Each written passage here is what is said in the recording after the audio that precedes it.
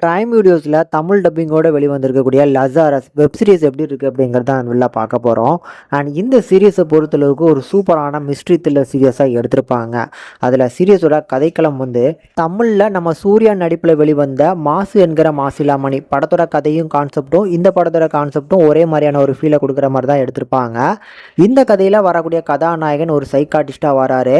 So இவரோட past லைஃப்பில் நடந்த இன்சிடென்ட்லேருந்து வெளியே வராமல் அதிலே வந்து பார்த்தீங்கன்னா மூழ்கிட்டு இருக்கிறாப்ல. அப்படிப்பட்ட ஒரு சிச்சுவேஷனில் இப்போ கரண்டில் வந்து அவரோட அப்பாவும் இறந்து போயிடுறாங்க. இப்படி அப்பா இறந்து போனதுக்கப்புறம் ஸோ அப்பாவோட ஆஃபீஸ்க்கு போகக்கூடிய கதாநாயகனுக்கு வந்து கசாண்ட்ரா அப்படிங்கிற அவரோட கிளைண்ட்டை மீட் பண்ணக்கூடிய ஒரு வாய்ப்பு கிடைக்குது. அந்த கிளைண்ட்டை மீட் பண்ணதுக்கப்புறமே வந்து பார்த்தீங்கன்னா அவங்க திடீர்னு வேனிஷ் ஆயிடுறாங்க. அப்புறம் தான் தேடி விசாரிக்கிறாரு. பெரிய ஒரு ஷாக் வருது. இந்த கசாண்ட்ரா அப்படிங்கிறவங்க 20 வருஷத்துக்கு முன்னாடி இறந்து போயிட்டாங்களாம். அப்படிப்பட்ட கசாண்ட்ரா வந்து நம்ம ஹீரோ எதனால் பார்த்தாங்க அப்படிங்கிறத இதுக்கப்புறம் வந்து பார்த்திங்கன்னா இந்த கதையில் நிறைய சுவாரஸ்யங்களான விஷயங்களை வச்சு ஆட் பண்ணி சொல்லியிருப்பாங்க.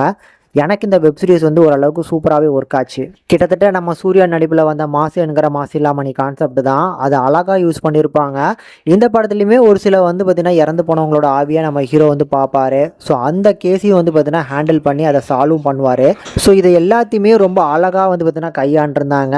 ஃபர்ஸ்ட் ஆஃப் ஆல் இந்த வெப் சீரிஸோட மேக்கிங் ஓரளவுக்கு சூப்பராக ப்ரெசென்ட் பண்ணியிருக்கிறாங்க.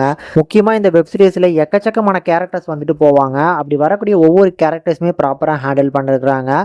ஹீரோட பாயிண்ட் ஆஃப் வியூல இருந்து அவர் கையாளக்கூடிய ஒவ்வொரு கேஸுமே வந்து பார்த்தீங்கன்னா நல்லாவே காமிச்சிருந்தாங்க. மொத்தத்தில் ஒரு சூப்பரான சீரியஸ். அதனால கண்டிப்பாக ட்ரை பண்ணி பார்க்கக்கூடிய ஒரு மஸ்ட் வாட்சபிள்ங்க. கண்டிப்பாக ட்ரை பண்ணி பாருங்கள். தமிழ் டப்பிங்கோட அருமையாக வந்திருக்கு.